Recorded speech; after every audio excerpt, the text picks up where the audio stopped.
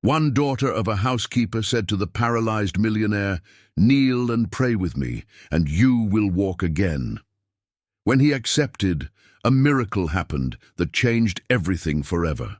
A story of faith and redemption that will touch your heart. Subscribe to the channel, leave a like, and comment where you are watching from. The rain hammered the asphalt of Fifth Avenue like tears from the New York sky that March morning. The chaotic Monday traffic intensified with the first drops, turning the metropolis into a chaos of umbrellas, honking horns, and haste. On the 30th floor of the Empire State Building, Richard Anderson observed the city through the armored windows of his office, oblivious to the frantic movement below. At 42 years old, he commanded a business empire that ranged from construction companies to supermarket chains, inherited from his grandfather and multiplied by his boundless ambition. Richard was an imposing man, 6 feet tall, with graying hair at the temples that added distinction to his angular face. His brown eyes were as cold as the Carrara marble that lined the entrance hall of his commercial building. He always wore impeccable Italian suits, English leather shoes, and a Rolex Submariner that cost more than an apartment in Brooklyn. His upright posture and perpetually raised chin demonstrated the arrogance of someone who never needed to ask anyone for anything. "Mr. Anderson, your meeting with the Japanese investors has been rescheduled for 10, announced Sarah, his personal secretary, a 50-year-old woman who had worked for him for a decade and knew exactly how to handle his explosive temperament. "What incompetence is this? I don't pay you to reschedule my appointments." Richard slammed his fist on the solid mahogany desk, making the crystal picture frames tremble.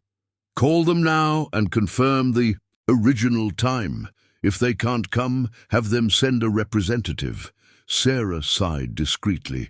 She was familiar with that morning irritation that intensified when business did not follow his meticulous plans. "Sir, they are stuck at the airport due to the storm. Their flight has been cancelled." "Then let them come by helicopter. I will not alter my schedule because of a little rain." Richard grabbed the keys to his dark blue Tesla Model S, a $300,000 toy he had purchased the previous month. "I'm going to have lunch at the Ritz. When they arrive, let them wait for me." The garage of the commercial building was a sanctuary of luxury where Richard kept his collection of imported cars. Besides the Tesla, there was a red Ferrari 488, a silver Porsche 911, and a Range Rover for the days he felt more discreet. The smell of genuine leather and automotive wax lingered in the air-conditioned underground environment. As the V8 engine of the Tesla purred smoothly, Richard adjusted the rearview mirror and observed his reflection. There wasn't a wrinkle out of place, nor a hair out of line. He took pride in maintaining his impeccable appearance, spending fortunes on aesthetic treatments, personal trainers and nutritionists. For him, image was everything. It represented power, success, and superiority over ordinary mortals. The rain intensified as he left the underground parking lot. The streets of New York transformed into rushing rivers, and the clogged drains could not drain the water accumulating on the avenues. Richard turned on the car's sound system, a soundtrack of instrumental jazz that matched his sophisticated and cold personality. His gloved hands held the steering wheel with the precision of someone who had taken driving lessons at a racetrack. "These New Yorkers don't know how to drive in. The rain," he muttered to himself, overtaking a Honda Accord on the right in a risky maneuver. His philosophy of life was simple. He always had priority, whether in traffic, business, or relationships. After all, those with more money had more rights. That was how his world worked. The car phone rang, displaying on the digital panel the name Sarah, lawyer. Richard answered impatiently. "Speak, Sarah. I hope you're calling to tell me we closed the deal on the land in Westchester." "Richard, we have a problem. The owner is demanding $300,000 more than the agreed." "A price?" "Apparently he found out you intend to build a shopping mall on the site. Let him go to hell. Hire the best lawyers and find a way to pressure this miser. No one blackmails Richard Anderson." His voice echoed through the luxurious cabin of the car like the roar of a cornered predator. It was exactly this mentality that had made him one of the most feared and respected businessmen in New York. Richard knew no middle ground. Either you were with him or you were against him, and those who were against him invariably regretted it. He maintained a network of contacts that included influential politicians, powerful judges, and unscrupulous businessmen. Everyone knew that crossing Richard Anderson's path was a recipe for professional disaster. As he sped down Fifth Avenue, watching pedestrians desperately running to shelter from the torrential rain, Richard felt a perverse satisfaction. He was dry, warm, and comfortable inside his bubble of luxury, while outside, ordinary people faced the harsh realities of life. It was exactly how it should be, him at the top of the social pyramid, and the others fighting for scraps. At that moment, talking on the phone and driving at high speed on the wet road, Richard Anderson had no idea that his life was about to change drastically.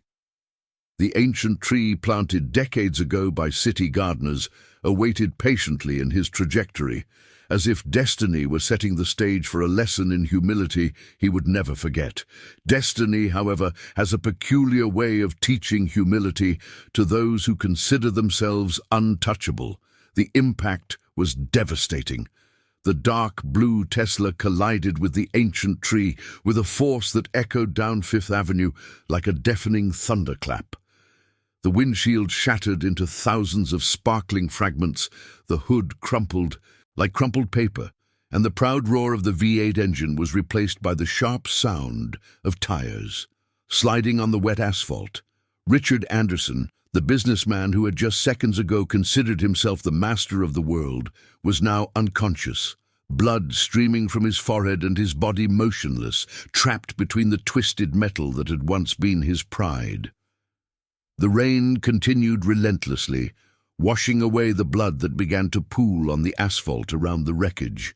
The first onlookers approached cautiously, whispering among themselves as they tried to identify the driver through the tinted windows.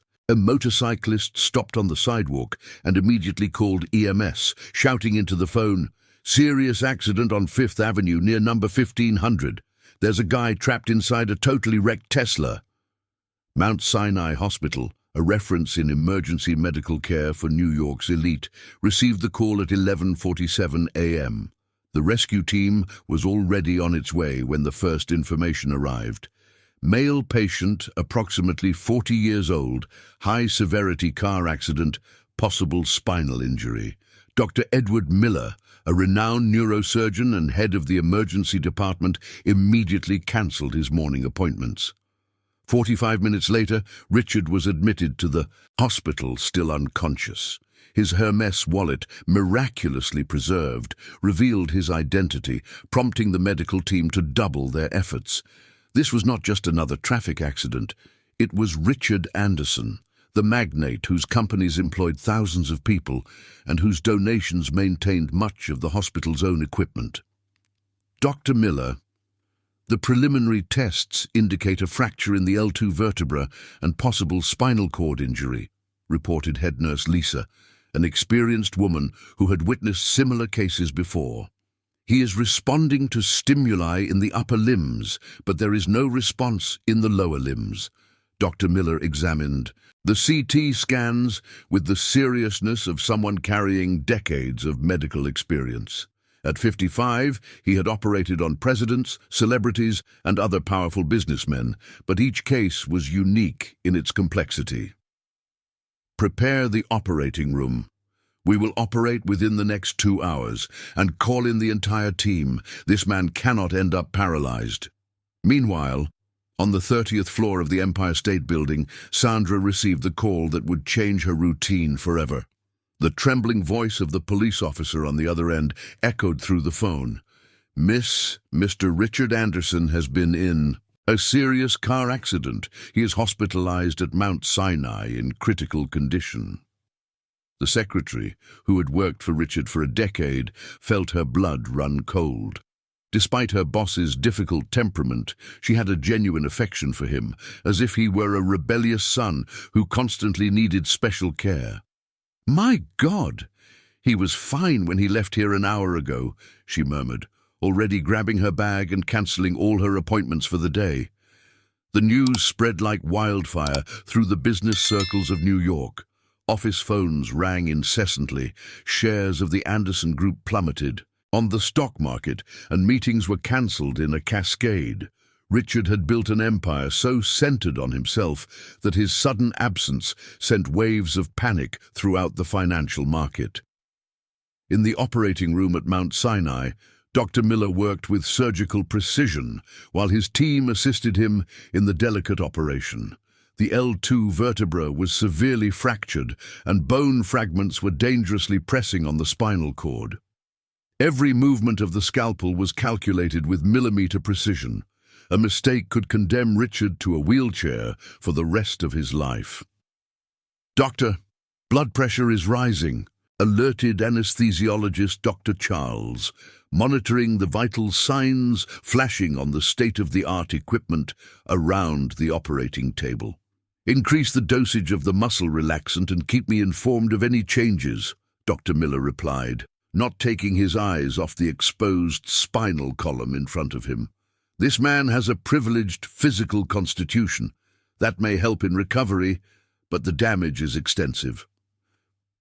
5 hours later, the surgery was complete.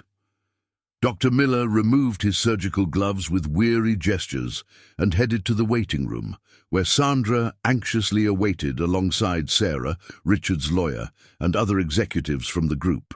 The silence in the room was grave, broken only by the sound of coffee machines and the worried whispers of those present.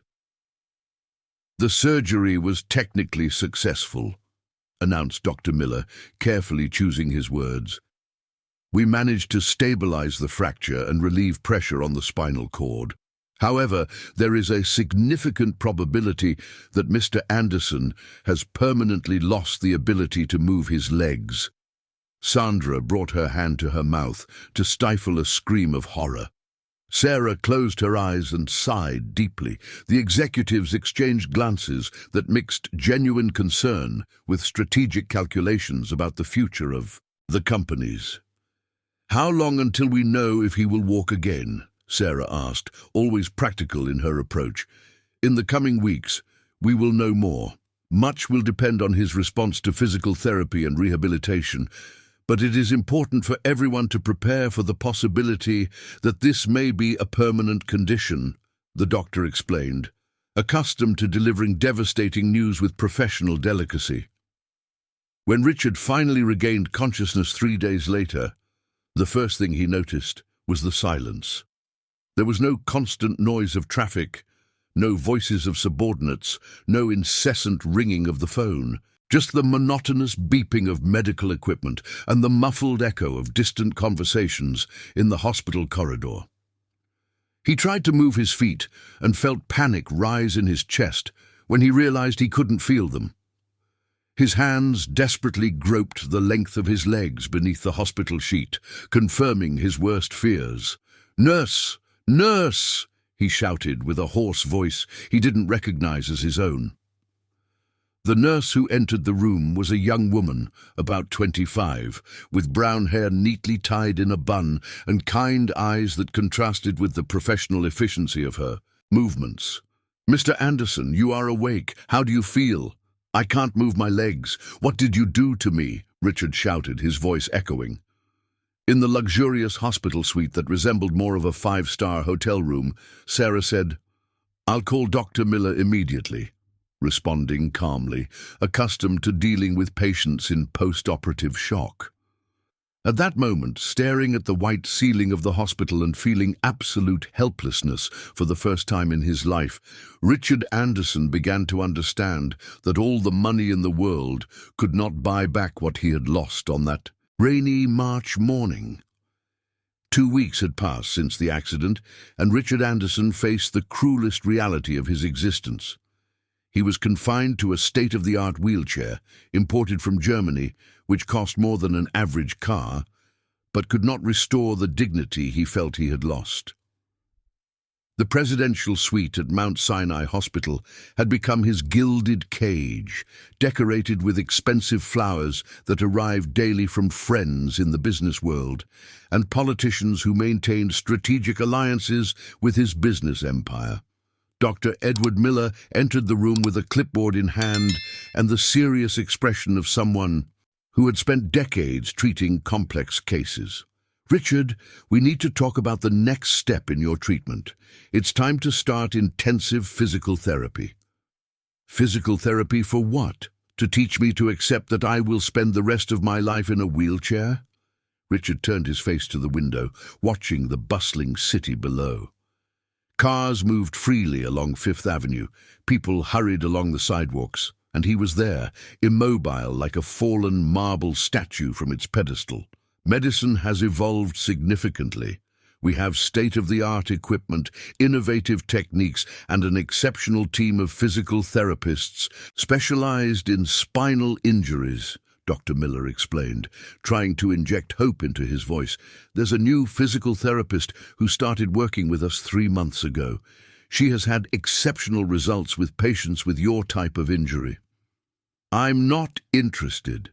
Hire the best specialists in the world. Bring in doctors from Houston, Zurich, Japan. I'll pay any amount," Richard declared, with the arrogance of someone who still believed that money could solve all of life's problems. Dr. Miller sighed discreetly. He knew that type of patient, powerful men facing for the first time in their lives a situation that money could not resolve. "Richard, before we think about international specialists, how about meeting our team? I can guarantee you will be impressed with their competence." Outside the door, Maria Johnson adjusted the equipment in her therapy backpack while mentally reviewing the case of the new patient. At 28, she was one of the most respected physical therapists at the hospital, specializing in neurological rehabilitation, and recognized for her innovative approach that combined conventional techniques with discrete alternative methods she had learned in her childhood. Maria stood 5 feet 5 inches tall, with wavy black hair that she always kept, tied back in a practical ponytail during work, and deep brown eyes that reflected a determination inherited from generations of warrior women. Her olive skin revealed her humble origins, and her hands, always scented with lavender oil that she prepared at home, carried a special sensitivity that patients felt from the first touch. She had grown up in East Harlem, where her mother worked as a domestic worker to support her daughter's dream of attending university. Maria had earned a full scholarship to New York University, graduating with honors in physical therapy and specializing in neurological rehabilitation at the New York Medical Center. Her differentiator was the holistic approach she had developed over the years, combining modern science with the ancestral knowledge her grandmother Benedita had taught her during school holidays in the countryside of New York. "Dr. Maria, the patient in room 1507 is waiting. It's businessman Richard Anderson," informed Nurse Carla, an experienced woman who knew the difficult reputation of the new patient. "I've read his chart. L2 injury, successful surgery, but with a reserved prognosis for total mobility recovery," Maria replied, checking her equipment once more. "How is he reacting to psychological treatment?" "Poorly. He refused to speak with the psychologist, yelled at the nutritionist, and yesterday threw his lunch on the floor because he didn't like the hospital food," Carla reported, shaking her head disapprovingly. "He has a complicated temperament." Maria smiled discreetly. She had treated dozens of difficult patients throughout her career, from arrogant executives to frustrated professional athletes. Her strategy was always the same: patience, professionalism, and a controlled dose of firmness when necessary. "Everyone reacts differently to trauma. I'll talk to him." When she entered the room, the first impact was visual. The suite looked more like an executive office than a hospital. Environment: there was an open laptop on the bedside table, piles of documents scattered across the bed, and 3 cell phones ringing simultaneously. Richard was hunched over papers, trying to maintain control of his business even in his current condition. "Good morning, Mr. Anderson. I'm Maria Johnson, the physical therapist responsible for your rehabilitation," she introduced herself, maintaining the professional yet warm tone she had learned to use with resistant patients.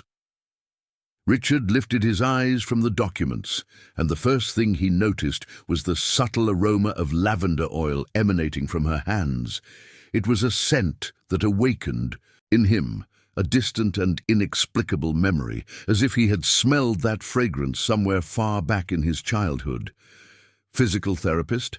I told Dr. Miller I want international specialists, not local staff."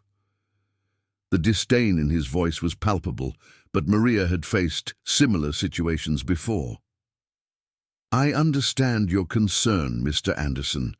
I've worked in rehabilitation centers in England and the United States before returning to the US. I can assure you that our methodology here is as advanced as anywhere in the world." "England? The United States?" Richard observed her with greater attention, trying to process the information. He expected to find an ordinary physical therapist from Medicaid, not someone with international credentials. "Which centers?" "National Institute of Neurological Rehabilitation of London and the University of Miami's Spinal Cord Injury Center," she replied naturally, starting to organize her equipment. "Now, if you allow me, I would like to perform an initial assessment of your mobility and sensitivity." For the next 45 minutes, Maria conducted a meticulous evaluation, testing reflexes, sensitivity, and muscle response with the precision of an experienced specialist. Her hands worked with a delicacy that contrasted with her professional firmness, and Richard noticed that she did not treat him with the reverence he was used to receiving, nor with the pity he had come to despise in recent days. "Your muscles show good response in the upper limbs, and there are indications that the injury may not have been complete," she explained, taking notes on her clipboard. "We'll start with core strengthening exercises and functional electrical stimulation. It's important to maintain a disciplined routine." "Electrical stimulation? Does that work?" Richard asked, showing genuine interest for the first time since the accident. "In many cases, yes, especially when combined with other techniques," Maria replied, putting away her equipment. "I need you to understand that rehabilitation is a long process and requires total dedication. There are no instant miracles, just hard work and perseverance." As she prepared to leave, Richard called out to her, "Maria, you mentioned other techniques. What other techniques?" She hesitated for a moment, knowing that her answer could determine the success or failure of the treatment. "Complementary techniques that some colleagues consider unconventional, but they have shown interesting results when applied correctly." That night, alone in his hospital suite, Richard found himself thinking about the scent of lavender oil and the calm confidence of that physical therapist. For the first time since the accident, he felt something beyond despair, a tiny spark of hope. 3 weeks had passed since the first meeting between Maria and Richard, and the physical therapy sessions had become true psychological battlegrounds. Suite 1507 of Mount Sinai Hospital bore daily witness to clashes between Maria's professional determination and the stubborn resistance of a man who refused to accept his limitations. "I am not doing those ridiculous exercises," Richard shouted, violently pushing away the electrical stimulation equipment that Maria had carefully prepared. "This is a waste of time. I want you to hire Dr. Hans Müller from Munich. He is the best neurosurgeon in the world." Maria remained calm, as she had for the past 3 weeks. She picked up the scattered equipment on the floor with the patience of someone who understood that his anger was not directed at her, but rather at the cruel fate that had placed him in this situation. "Mr. Anderson, Dr. Mueller cannot redo your surgery. What has been done is done. Now we need to work with the current reality." Reality? My reality is that I run a $2 billion empire. My reality is that I have contacts all over the world. My reality is that I refuse to be crippled for the rest of my life. Richard slammed his fists on the arms of the wheelchair, making a noise that echoed through the luxurious room. Maria approached the window and observed the movement of the city below. It was an April afternoon in New York, with that typical grey sky of autumn that seemed to reflect the dark mood of her most difficult patient. "You know what I see when I look down? Millions of people facing their own battles, each one fighting against their own limitations, their own fears, their own pains. Spare me the cheap philosophy. Those people down there have nothing to lose. I have responsibilities, commitments, people who depend on me," Richard retorted, following her gaze out the window.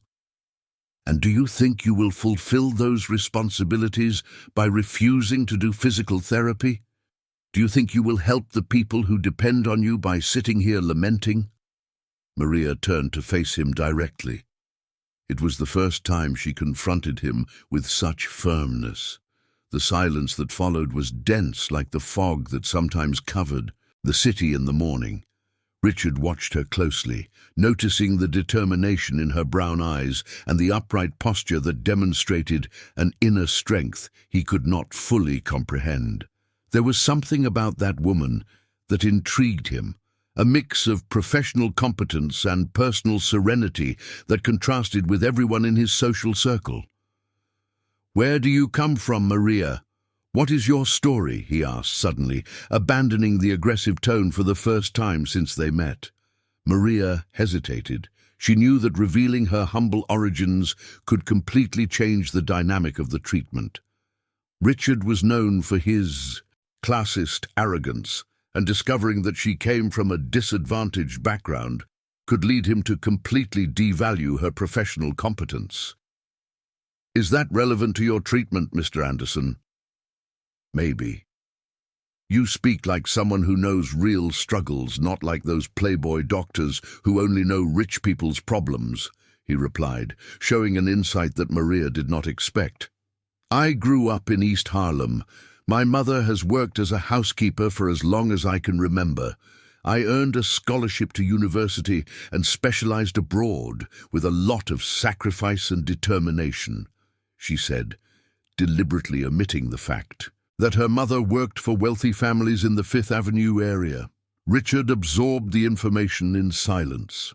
East Harlem was one of the most underprivileged areas of New York, and he knew that leaving there to become a specialized physical therapist in an elite hospital represented an epic journey of overcoming.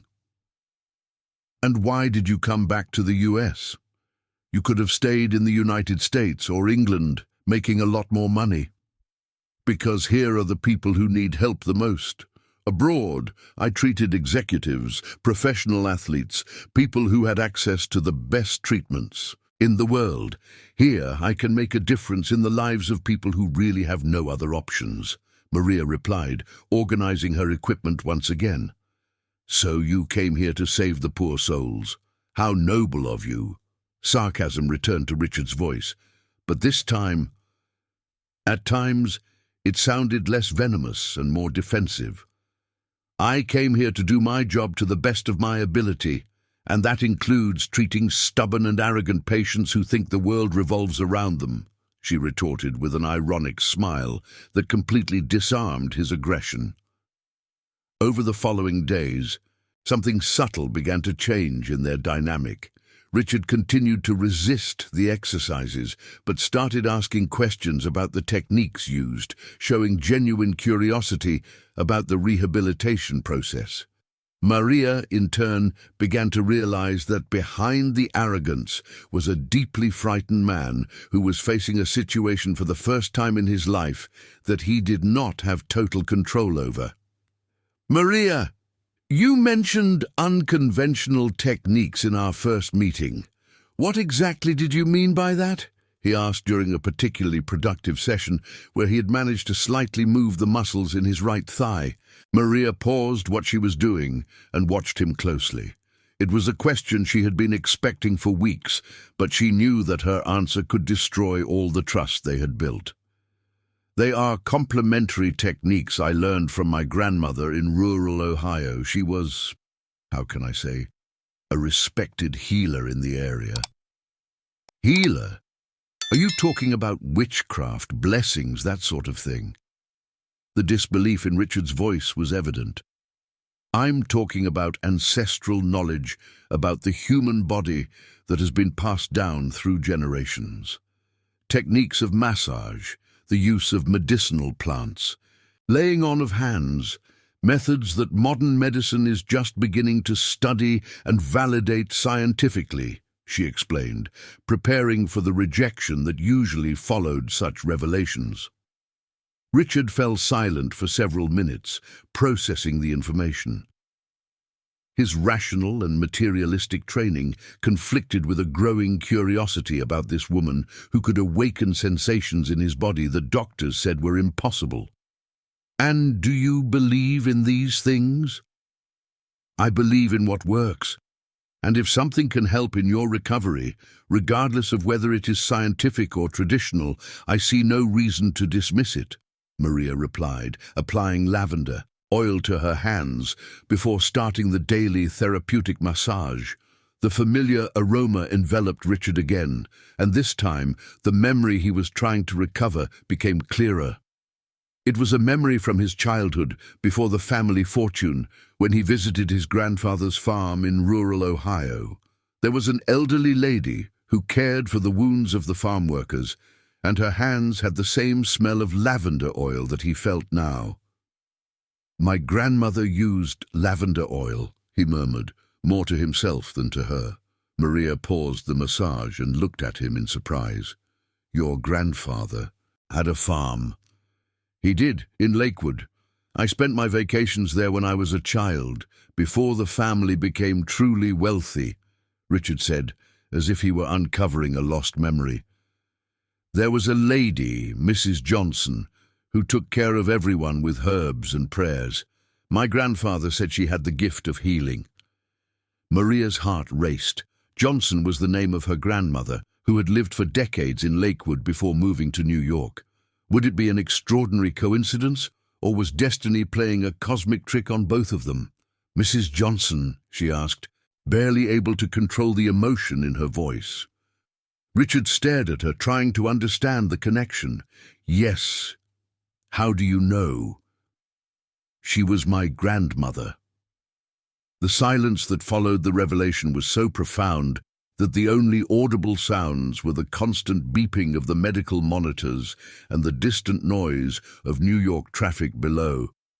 Richard was staring at Maria with an expression that mixed disbelief, confusion, and something he couldn't fully identify. Perhaps it was the recognition that destiny had woven a more complex tapestry than his rational mind could comprehend. "Your grandmother was Mrs. Johnson," repeated, as if he needed to hear the words again to believe. "The healer who cured the workers on my grandfather's farm." Maria nodded, feeling her heart race as childhood memories mingled with the present reality. "She used to tell me stories about the farm where she worked in her youth, about a powerful family that had lost its humble origins. She said one day she would return to care for the lost boy of the family." "Lost boy?" Richard frowned, trying to recover fragments of old conversations that his mind had archived decades ago. "She used to call me that when I got hurt playing on the farm. She said I was lost between two lives, the simple one I knew there, and the complicated one waiting for me in the city." The atmosphere in the room transformed completely. What had once been merely a doctor-patient relationship now carried the weight of a family history intertwined through decades of coincidences that felt like small miracles. Maria continued to apply the lavender oil to her hands, but now each movement had a different meaning. It was as if she were fulfilling a promise made by her grandmother decades ago. "My grandmother passed away 5 years ago," Maria said, her voice heavy with nostalgia. "In her last months of life, she would ramble about a boy who needed to be healed, a powerful man who had forgotten his roots. She said I would be chosen to help him find his way back." Richard closed his eyes, allowing Maria's hands to work on the tense muscles in his legs. The scent of lavender transported him to warm afternoons on the farm, when he would run barefoot through the fields and feel free from all the expectations that would weigh on his shoulders in the future. "I loved that place. It was the only place where I felt myself." "And what happened? Why did you stop going to the farm?" Maria asked, applying gentle but firm pressure on the tension points she had identified. "My father sold everything when I was 12. He said it was an unproductive investment, that we had more profitable businesses in the city. I never went back to the countryside," Richard said. He opened his eyes and found the compassionate gaze of Maria. "I think it was when I started to become this person I am today." "And what are you today, Mr. Anderson?" she asked softly, continuing the therapeutic massage that now seemed to have a spiritual dimension neither of them could ignore. "A man who forgot who he was before he had money. A man who became so obsessed with power that he lost the ability to feel gratitude," he replied with an honesty that surprised him. "My grandmother Johnson tried to teach me about humility, about respecting people regardless of their social status. I ignored all of that." Maria paused the massage for a moment and placed her hands on his shoulders, a gesture that transcended medical protocol. "She always said that it's never too late for a heart to reconnect with its true essence, that the greatest healings happen when a person learns to pray, not for privileges, but for wisdom." "Pray?" Richard laughed bitterly. "It's been over 20 years since I last prayed. After I built my empire, I came to believe that the only God worthy of worship was money. My grandmother said that prayer is not about asking for things from God. It's about connecting with something greater than our ego, something that reminds us that we are part of a larger web of relationships and responsibilities," Maria explained, resuming the massage with movements that seemed to carry centuries of ancestral wisdom. During the following 2 weeks, the physical therapy sessions became moments of mutual revelation. Richard began to share stories from his childhood on the farm, the lessons he learned from the farm workers, the afternoons he spent watching his grandmother Johnson prepare homemade remedies and listening to the confessions of the troubled who sought her help. Maria, in turn, shared memories of her own youth in East Harlem, where her grandmother had moved after leaving the countryside. She spoke of the nights when Mrs. Johnson taught her how to prepare medicinal oils, the importance of combining scientific knowledge with spiritual intuition, and the prophecies the old woman made about her granddaughter's future. "She said I would be a bridge," Maria revealed during a particularly emotional session. "A bridge between two worlds, the scientific and the spiritual, the rich and the poor, the proud and the humble." "And do you believe that's what's happening now?" Richard asked, watching her skilled hands working on his atrophied muscles. "I don't know if I believe, but I know that since we started these sessions you've shown small improvements that the doctors can't fully explain," she replied, applying an acupressure technique she had learned from her grandmother. It was true. Richard had partially regained sensitivity in the upper part of his thighs. He could move his toes with concentrated effort, and he felt sporadic tingling that indicated neural activity, where there had previously been only complete numbness. Dr. Miller was intrigued by the evolution of the case, especially considering that the tests showed no significant changes in the structure of the spinal cord. "Maria," Richard said one afternoon in May, when the rain had returned to hammer against the hospital windows, "do you think your grandmother knew this was going to happen? The accident, our meeting, all of this?" Maria paused her movements and looked at him with a thoughtful expression. "My grandmother used to say that God writes straight with crooked lines, that sometimes what seems like a tragedy is just the beginning of a necessary transformation." Transformation. Richard repeated the word, as if it were a foreign concept. "Transformation of priorities, of values, of purpose," she explained, wiping her hands with a towel scented with lavender. "Maybe you didn't just lose the movement of your legs in that accident. Maybe you also lost the chains that bound you to a version of yourself that didn't make you happy." That night, alone in his hospital suite, Richard stared at the ceiling for hours, processing everything he had discovered in the past weeks. For the first time in decades, he tried to pray, not for miracles or privileges, but for understanding. And when he finally fell asleep, he dreamed of green fields, the smell of wet earth, and the warm hands of a healer calling him lost boy, while promising that he would find his way back home. The month of May brought an unexpected change in the routine of Mount Sinai Hospital. Maria had requested a day off on May 13th, the date of the traditional St. Benedict's festival in the East Harlem community where she had grown up. It was a celebration that had been taking place for over 30 years in the small chapel built by the residents themselves, representing much more than a religious festivity. It was a moment of unity, faith, and resilience for a community that faced the adversities of urban life daily. Richard arrived at the hospital that morning expecting to find Maria for his 9 a.m. physical therapy session. He had slept poorly the night before, tormented by phantom pains and the emotional dependency he was developing on the therapeutic sessions that had become the highlight of his days. When Nurse Carla informed him that Maria would not be present, he felt an unreasonable irritation that surprised him. "What do you mean she's not here? Where did she go?" Richard questioned, with the aggression he thought he had left behind in recent weeks. Dr. Maria requested time off to attend a religious festival in her community, Carla explained patiently, accustomed to the emotional ups and downs of rehabilitation patients. "A religious festival? What religious festival is more important than her patients?"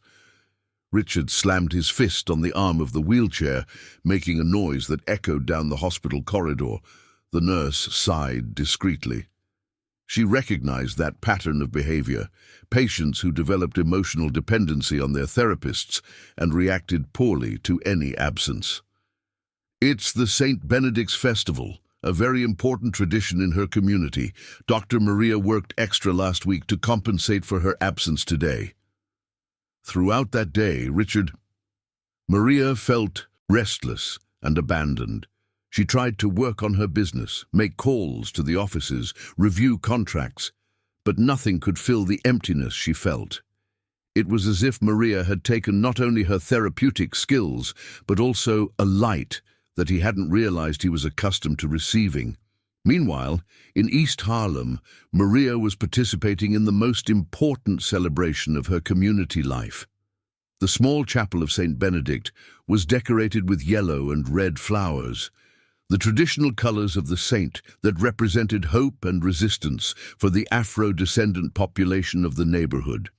The aroma of sweet popcorn, cornbread, and hot-spiced wine lingered in the air, mingling with the sound of drums and religious songs echoing through the streets. Maria wore a simple white dress, as tradition dictated, and carried a yellow candle that had been blessed by the current healer of the community, Mrs. Hope, an 80-year-old woman who had taken on the role of local curandera after her grandmother's death.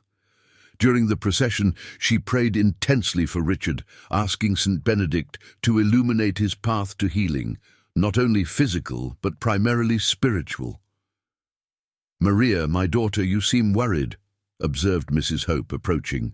After the outdoor mass held in the small community soccer field. "I'm treating a very complicated patient, Mrs. Hope.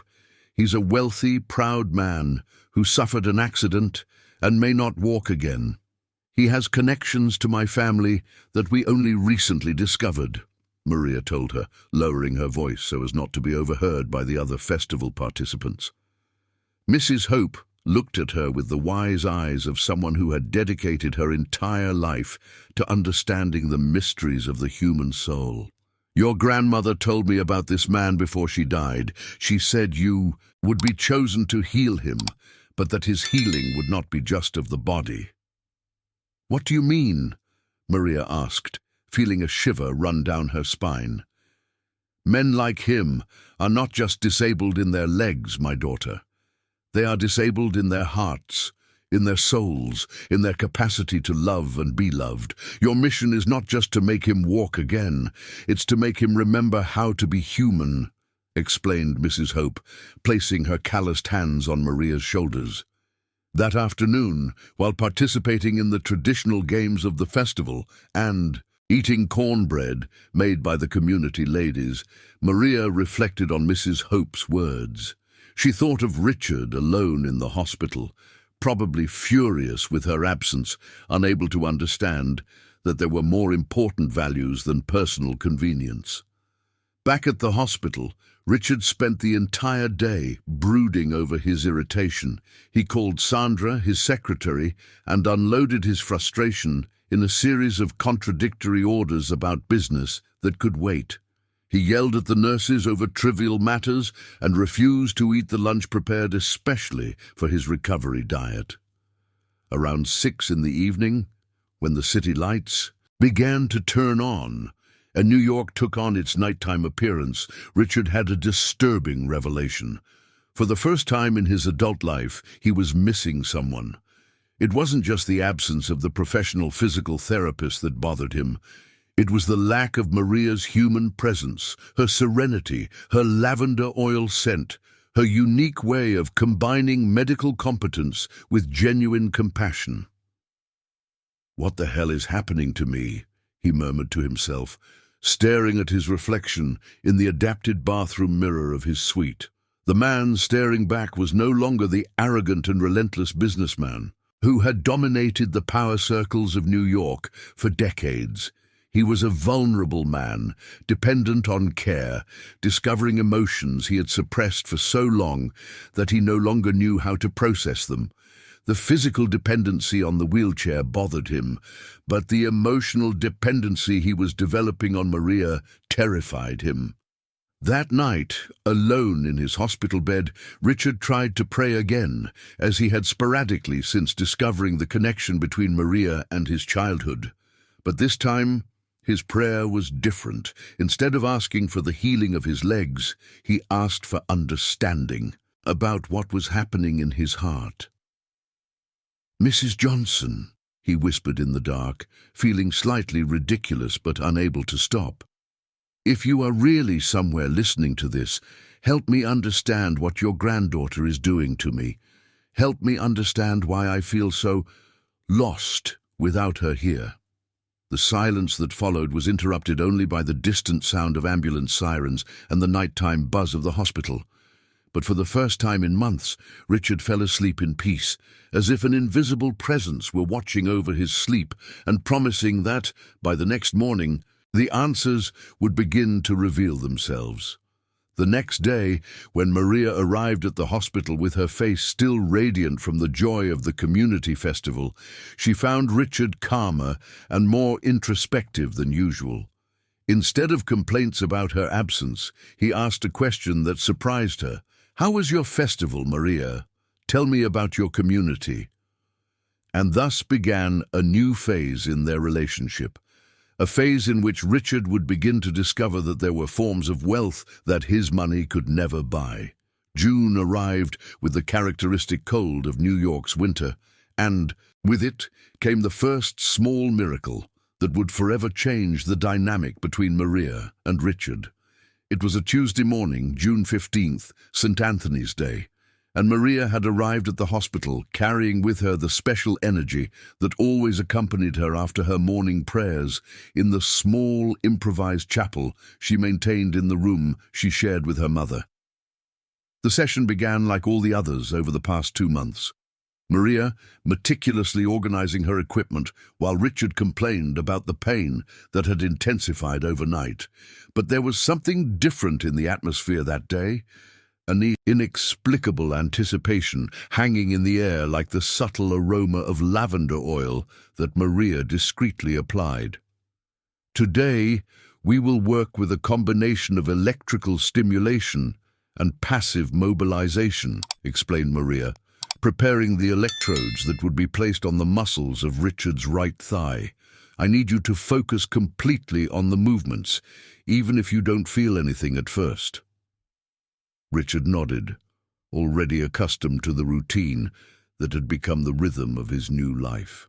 But as Maria positioned the equipment, he watched her whisper something almost imperceptible. Words he couldn't fully distinguish, but that carried the rhythmic cadence of a prayer. Her lips moved silently while her hands worked with medical precision, creating a harmony between science and faith that he had never witnessed before. "Maria, are you praying?" he asked, without reproach, just genuine curiosity. She hesitated for a moment, her hands pausing over the electrodes. It was the first time a patient had noticed her silent prayers during treatment. "I'm asking for blessings for the treatment to be effective," she replied honestly, deciding that transparency was better than subterfuge. "What kind of prayer?" Richard insisted, surprised he didn't feel the scorn that usually accompanied his reaction to religious expressions. "A prayer my grandmother taught me, for St. Benedict, asking him to intercede for complete healing of the body, mind, and spirit," Maria explained, resuming the positioning of the equipment. "My grandmother always said that medicine treats the body, but it's faith that heals the whole person." Richard closed his eyes and allowed her to continue her work. For the first time, instead of resisting the whispered words, he tried to connect with them, even without fully understanding their meaning. There was something comforting in the cadence of the prayers, a sense of protection he hadn't felt since childhood on his grandfather's farm. Maria applied lavender oil to her hands and began the deep massage on the thigh muscles, combining therapeutic pressure with circular movements she had learned from her grandmother. As she worked, she whispered the prayer Mrs. Johnson had specifically taught her for cases of paralysis. "Glorious Saint Benedict, who intercedes for the afflicted, restore to this child the strength that resides within him. May his muscles remember life. May his bones remember dance. May his soul remember gratitude." It was during this prayer that it happened. Richard felt a different tingling in his right leg, more intense than the sporadic spasms he had experienced in previous weeks. And then, without warning, without conscious effort, his right foot moved. It wasn't an involuntary twitch or a muscle reflex. It was a deliberate, controlled movement, impossible according to all medical prognostics. "Maria!" he exclaimed, his voice filled with emotion and disbelief. "My foot moved! I felt and controlled the movement!" Maria stopped the massage and looked at his foot, which was moving slightly up and down, following Richard's conscious will. Her heart raced with a mix of professional joy and spiritual terror. She knew that this moment represented much more than a medical improvement. It was confirmation that her grandmother's prayers, the ancestral knowledge passed down through generations, had real healing power. "Keep moving," she instructed, trying to maintain her professional calm, while internally feeling immense gratitude to the saints she had invoked. "Try to move your toes now." Richard concentrated intensely, and one by one, the toes of his right foot began to respond to his mental commands.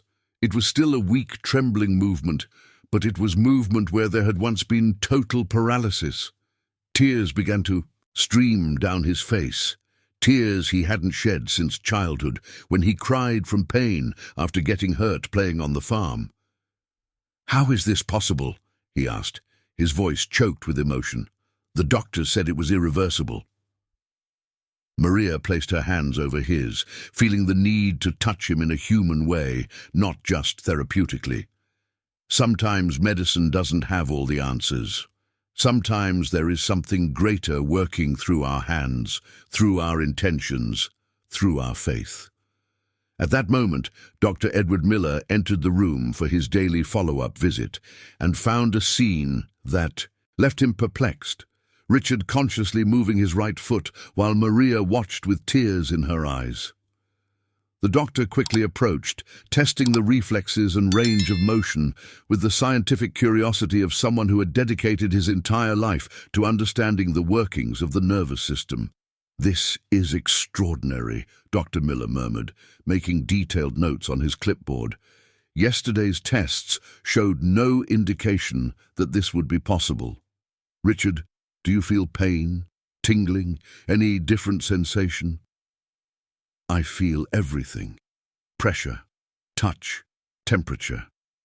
It's like my leg is waking up after a very deep sleep," Richard replied, still testing the movements with the fascination of a child discovering a new toy. Dr. Miller looked at Maria with renewed curiosity. "What techniques are you using? This goes beyond any physical therapy protocol I know." Maria hesitated, knowing that her answer could compromise her professional credibility, but looking at Richard, seeing hope reborn in his eyes for the first time since the accident, she decided to be completely honest.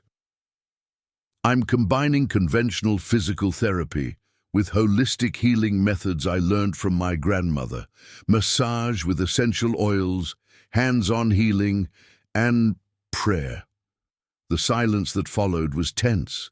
Dr. Miller was a rigorous scientist trained to trust only empirical evidence and proven methods, but he was also an experienced doctor who had witnessed inexplicable cases over 3 decades of practice. "Well, whatever your methodology, the results speak for themselves. Keep doing exactly what you're doing." In the following weeks, Richard's improvement accelerated in a way that defied all medical expectations. Sensitivity gradually returned to his right leg, then to the left. The movements became more coordinated, stronger, but the most impressive thing was that the physical improvement only occurred during sessions with Maria, and specifically when she combined physical therapy.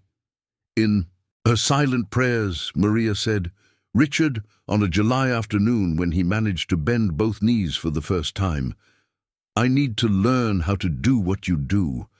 I need to learn how to pray for real." It was the first time in his adult life that Richard humbly asked to learn something that money couldn't buy. And Maria, seeing the sincerity in his eyes, knew that the true miracle was just beginning. Not just the healing of the body, but the complete transformation of a soul that had forgotten how to be grateful. Continue. 12:13. Topic 8. July brought with it a decision that would shake the emotional foundations that Richard and Maria had carefully built over the previous months. It was a Monday morning, July 19th, when Richard made a resolution that he himself knew was cruel and unfair, but which he considered necessary to test something that had become an obsession, to find out if Maria would continue treating him out of medical professionalism or abandon everything for family loyalty. The decision came during a tense phone call with his lawyers about cost-cutting measures in the group's companies. Richard, still confined to a wheelchair but with significant movement returning to his legs, watched the morning hustle of New York through the hospital window when a wicked idea crossed his mind like a dark lightning bolt. "Sandra, I want you to prepare a termination letter," he said on the phone, with the cold, calculating voice he hadn't used in weeks. "Termination for whom, Mr. Anderson?" Sandra asked, surprised by her boss's suddenly authoritative tone. For the maid who works in my penthouse. What's her name again? Richard paused deliberately, pretending not to remember Maria's mother's name. Mrs. Johnson? But she has worked for you for 20 years. She has never caused any problems. She's an exemplary employee. Sandra seemed genuinely surprised by the order. I don't care how long she has worked. I want her fired today. Prepare the termination documents with the minimum required by law. Nothing more, Richard ordered, hating himself as he pronounced each word. Sandra hesitated on the other end of the line. She had known Mrs. Johnson for years, a dignified, hard-working woman who arrived religiously at 5 in the morning to prepare Mr. Anderson's coffee and kept the penthouse immaculate as if it were her own home. May I ask what the reason for the termination is? No, just carry out my order. Richard hung up the phone with trembling hands, knowing he had crossed a moral line that he might not be able to return from. 3 hours later, when Maria arrived at the hospital for the noon physical therapy session, she found Richard with a somber expression that she hadn't seen in weeks. He was positioned in his wheelchair facing the window, watching the city with a disturbing intensity. Good morning, Mr. Anderson. How are the sensations in your legs today? Maria asked, organizing her equipment with the efficiency she had developed over the months of treatment. Maria, I fired your mother today, Richard said without turning, letting the bomb explode in the room like an emotional grenade. The silence that followed was so profound that Maria could hear her own heart beating irregularly. She stopped organizing the equipment and stared at him with an expression that mixed shock, pain, and a cold anger he had never seen in her brown eyes. What? She whispered, as if she wasn't sure she had heard correctly. You heard me right. Mrs. Johnson no longer works for me. She will receive only what the law requires and nothing more. Richard finally turned to face her, forcing himself to maintain an impassive expression despite the emotional storm he felt in his chest. Maria slowly sat down in the chair next to the bed, as if her legs had lost the ability to support her. Why? My mother has worked for you for 20 years. She has never missed a day, never stolen anything, never disrespected anyone. I don't need to justify my business decisions to employees, Richard replied, each word coming out of his mouth like shards of glass, cutting his own throat. The transformation in Maria's expression was gradual but devastating.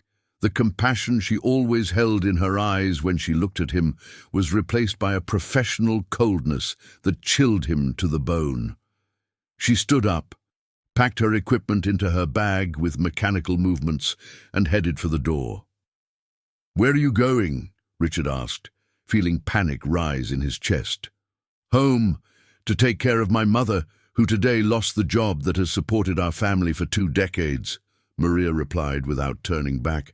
And my treatment. Are you going to abandon my treatment? His voice came out more desperate than he intended. Maria stopped at the door and slowly turned to face him. Mr. Anderson, I am a professional. I will return tomorrow to continue your treatment, but I want to make one thing very clear. If you do not reinstate my mother and pay her a fair wage for her 20 years of service, I will reveal to the entire press of New York how the powerful businessman Richard Anderson humiliates and discards people who have dedicated their lives to serving him. You wouldn't do that. It would be the end of your career, Richard challenged, but his voice trembled slightly. Test me, Maria said with a determination he recognized. It was the same inner strength that had allowed her to leave East Harlem and become a respected physical therapist. My mother taught me that there are things more important than money or career. Dignity is one of them. After Maria left, Richard was left alone with the crushing weight of his own cruelty. He tried to justify to himself that it had only been a test, a way to discover her true motivations. But the truth he tried to hide from himself was more complex. He was in love with Maria and terrified of this emotional vulnerability he had never experienced. During the afternoon, he called Sandra 3 times, trying to cancel Mrs. Johnson's dismissal, but he always hung up before completing the order. He was torn between the pride that prevented him from admitting his mistake and the terror of losing Maria because of his own stupidity. That night, Richard couldn't sleep. He imagined Mrs. Johnson coming home and telling Maria about the unexpected dismissal. He thought about the humiliation the dignified woman must have felt, the financial insecurity he had created for a family already facing so many difficulties. Around 3 in the morning, he had a devastating revelation. He had become exactly the kind of man his grandmother, Mrs. Johnson, had tried to prevent him from becoming decades ago. A man who used his power to hurt innocent people, who treated human beings as disposable pieces in his ego games. The next morning, Maria arrived at the hospital promptly at 9 o'clock, but there was something different about her demeanor. She greeted Richard with professional coldness and began the physical therapy session without the warm conversations that had become an essential part of the treatment. "Maria, about yesterday," Richard started, trying to find words for an apology he had never learned to articulate properly. "I'd prefer not to discuss personal matters during treatment, Mr. Anderson," she interrupted, applying the electrical stimulation electrodes with precise movements but devoid of her usual tenderness. Throughout the session, Richard realized that something fundamental had changed. Maria no longer whispered her prayers during the massage. She didn't apply the lavender oil with the special care she had before. She treated him with impeccable medical competence, but she had lost the human dimension that had made his miraculous progress possible. And when she tested the mobility of his legs, Richard discovered something terrifying. Without the spiritual energy that Maria infused into the treatment, his movements had regressed. His muscles were stiffer, his sensitivity had diminished, and he could barely move the toes that had danced to his will just a week before. "Maria," he said as she prepared to leave, "my movements have worsened. What is happening?" She paused at the door and looked at him with an expression that mixed sadness and a wisdom he was beginning to understand. "Mr. Anderson, my grandmother always said that true healing only happens when love is involved. Without love, without compassion, without humanity, medicine is just a cold technique that can alleviate symptoms but never fully heals." That night, Richard finally understood the lesson that Mrs. Johnson and Maria had tried to teach him. He could buy medical services, but he could not buy the devotion, care, and spiritual energy that made true miracles possible. And if he wanted to regain not only the movement of his legs, but also the possibility of being truly loved, he would have to learn to ask for forgiveness and admit that he was wrong. The first week of August brought a confession that would forever change Richard's perception of fate, coincidences, and the power of spiritual connections that transcend rational understanding. It was a rainy Thursday, August 5th, when Maria finally decided to reveal the secret she had kept for months, driven by the need to make Richard understand the true dimension of what was happening between them. 2 weeks had passed since the episode of his mother's dismissal, 2 weeks during which Richard had readmitted Mrs. Johnson with a 40% salary increase and a formal apology that had cost his pride more than any financial transaction of his life. The physical therapy sessions had resumed the atmosphere of cooperation and mutual trust, and Richard's movements began to progress again when Maria resumed her silent prayers during the treatments. "Richard," Maria said that morning, after completing a particularly productive session in which he had managed to flex both legs and support his own weight for a few seconds, "I need to tell you something I've been keeping for months." There was something in the seriousness of her tone that made Richard stop celebrating his physical progress and pay full attention to the physical therapist who had become much more than a professional in his life. "What is it, Maria?" She sat in the chair next to the hospital bed, mentally organizing the words she knew could shake the rational structures he was still trying to maintain. "I have always known who you were, since the first day you stepped into this hospital. I knew you were my mother's boss. I knew about your temperament, your reputation, everything." Richard stared at her with a mix of surprise and betrayal that she could see growing in his eyes. "You knew? All these months you lied to me?" "I didn't lie. I just didn't reveal the whole truth," Maria continued, maintaining her calm despite seeing the emotional storm forming on his face. "But there is something more important you need to know. The reason I accepted to treat you had nothing to do with money or professional career." "So it was revenge? A way to get back at the man who exploited your mother?" Richard's voice was laden with a pain that went beyond betrayal. It was the pain of someone who had learned to trust again and was discovering that he might have been deceived. Maria shook her head slowly. "In the last 2 months of my grandmother's life, she began to have very vivid visions at night. She would wake up talking about a powerful man who had lost his way, about an accident that would leave him paralyzed, about how I would be called to heal him." Richard fell silent, processing the information with the analytical mind he had always used to solve complex business problems. "Visions? Maria, are you serious?"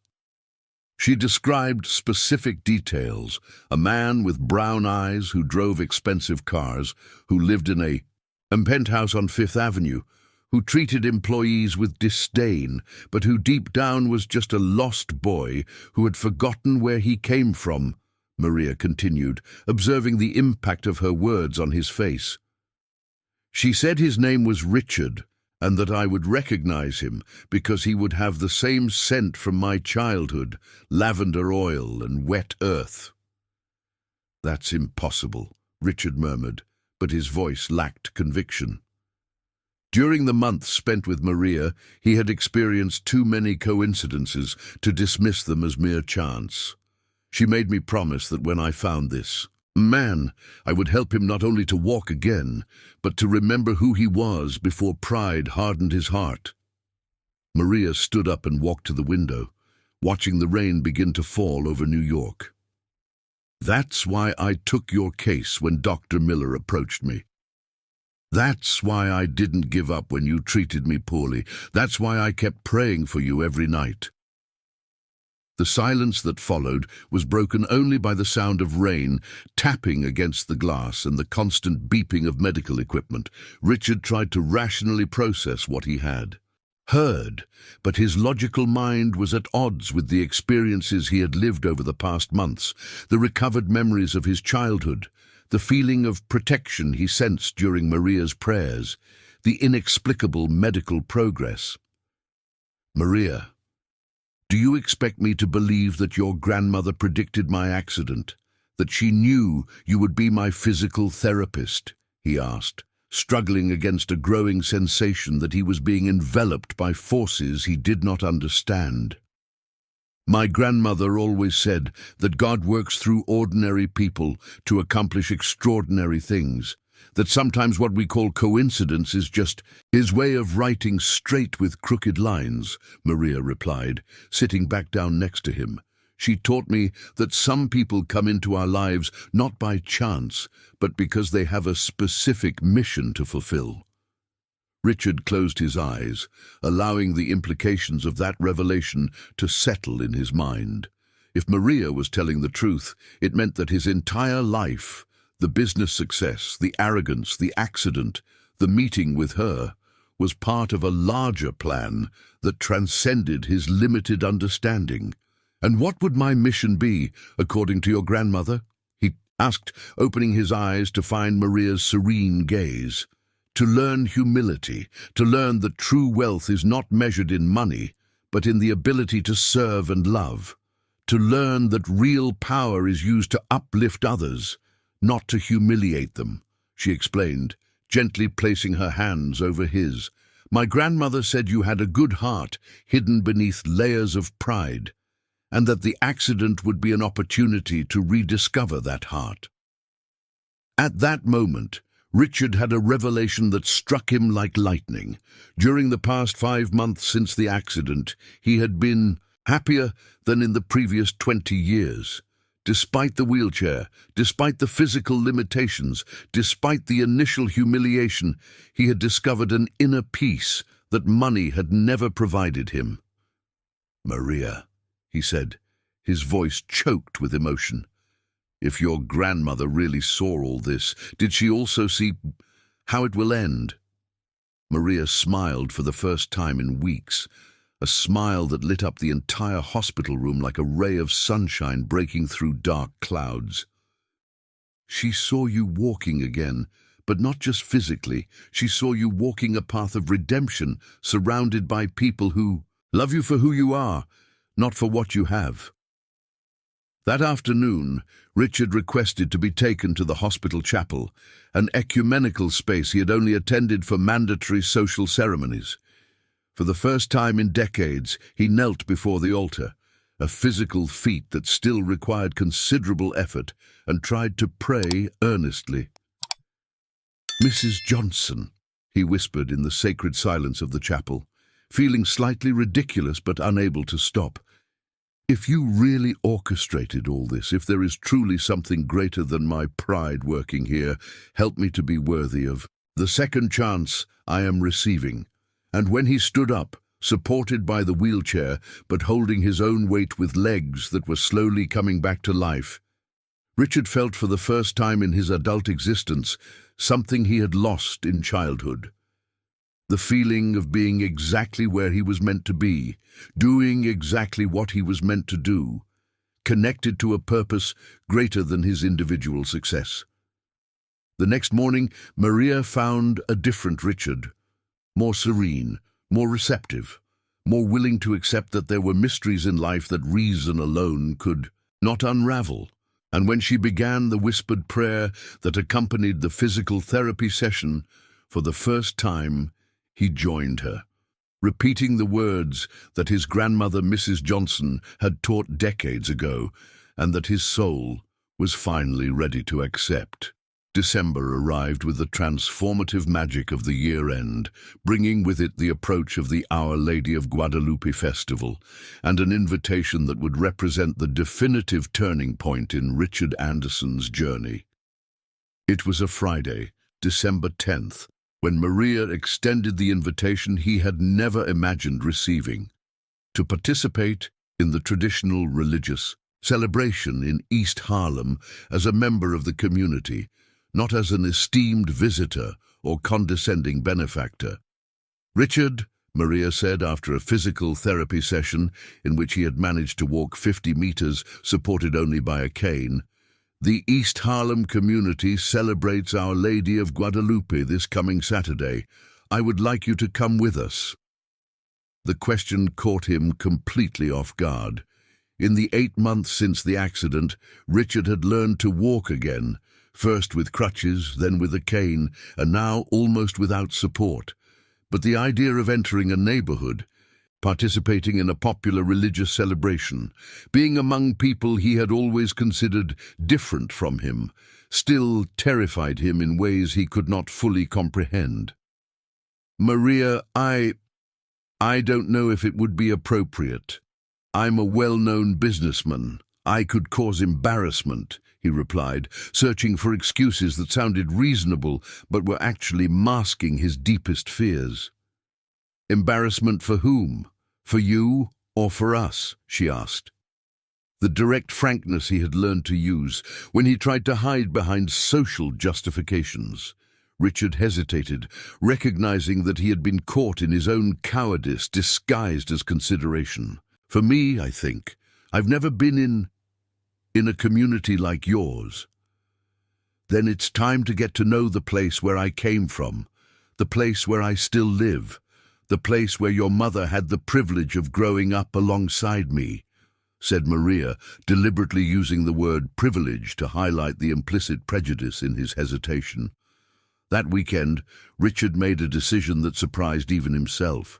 He dismissed the driver, the armored car, and the private security, and drove his own car, a discreet sedan he had recently purchased for occasions when he didn't want to draw attention, to East Harlem. The 45-minute journey from Mount Sinai Hospital to the outskirts of New York was a trip through completely different worlds. As he moved away from the city's economic center, the wide avenues gave way to narrow streets. Mirrored buildings were replaced by simple brick houses, and the orderly flow of central traffic transformed into the more human and chaotic rhythm of community life. When he arrived at the address Maria had provided, a two-story house painted light blue on a paved street but without sidewalks, Richard felt a mix of curiosity and apprehension. It was the first time in his adult life that he had stepped into a community in the outskirts of New York, and everything he saw contradicted the stereotypes he had built over the years. Maria welcomed him at the door, wearing a simple white dress as tradition dictated for the festival, with a blue scarf in her hair and a genuine expression of joy that he rarely saw during hospital sessions.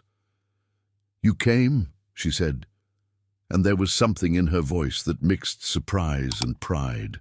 "I said I would," Richard replied, noticing that his own casual attire, a discreet dress shirt and linen pants, still made him look overly formal compared to the simple yet dignified clothing of the other festival participants. Mrs. Johnson appeared at the door alongside her daughter, and Richard felt a wave of shame as he remembered how he had treated the woman who was now welcoming him with genuine hospitality, despite everything that had happened. "Welcome to our home, Mr. Anderson," she said, with the simple dignity she had maintained during 20 years of domestic work. "Mrs. Johnson, I want to apologize again for what happened in July." "It was unforgivable," Richard said, instinctively removing a hat he wasn't wearing, as if the gesture could express the respect he was trying to show. "You are already forgiven and forgotten. Today is a day for celebration, not for grievances," Mrs. Johnson replied, with a maternal smile that completely disarmed him. The procession began in the small central square of the community, where about 300 people gathered annually to honor Our Lady of Guadalupe. Richard watched, fascinated by the spontaneous organization of the celebration. Entire families dressed in white, children carrying flowers, elderly ladies leading religious songs, young people helping to carry the statue of the saint. "I've never participated in a procession," Richard confessed to Maria as they walked side by side through the community streets. "My grandmother used to say that walking in a procession is like praying with your feet. Every step is a meditation, every meter traveled is an act of faith," Maria explained, observing how he absorbed every detail of the celebration with the attention of someone discovering a completely new world. During the 2-hour walk through the streets of East Harlem, Richard experienced feelings he hadn't felt since childhood on his grandfather's farm. The sense of community, the shared joy, the faith expressed without embarrassment or excessive intellectualization. People who barely knew him greeted him naturally. Children ran around him without fear or exaggerated reverence, and he began to understand that there was something profoundly healing in the simplicity of those human interactions. The most transformative moment came when the procession stopped at the small chapel of St. Benedict, the same saint that Maria invoked in her prayers during treatments. The local priest, a young man who had grown up in the community, invited everyone present to kneel for a moment of collective prayer. Richard hesitated for a moment, aware that kneeling publicly in a chapel in the outskirts would be something he had never imagined doing. But looking around and seeing hundreds of people, workers, homemakers, children, the elderly, united in a moment of genuine faith, he slowly knelt on the cold floor of the chapel. It was there, kneeling beside Maria in a small church in the outskirts of New York, that Richard Anderson finally understood what his grandmother Johnson had tried to teach him decades ago, that true wealth was not in what he possessed, but in the ability to genuinely connect with other human beings. That real power was not the power to dominate, but the power to serve. that the most important healing was not of his legs, but of his soul, hardened by pride. When he rose from prayer, he had tears in his eyes, tears of gratitude for everything he had lost and everything he had found. He looked at Maria and saw that she was also crying, not from sadness, but from the deep joy of someone who had witnessed a miraculous transformation. "Maria," he whispered as they left the chapel, "under the starry December sky, I now understand what your grandmother meant about finding the way back home." And when she smiled in response, Richard knew he had finally found not only the healing for his legs, but the answer to a quest he hadn't even realized he was undertaking throughout his adult life, the quest for a way to love and be loved that did not depend on money, power, or social status, but only on the courage to be vulnerable and genuine before other human hearts. That night, driving back to his penthouse on Fifth Avenue, Richard knew that his life had changed irrevocably, not only because he could walk again, but because he had learned to kneel with true humility before the mysteries of faith, love, and human communion.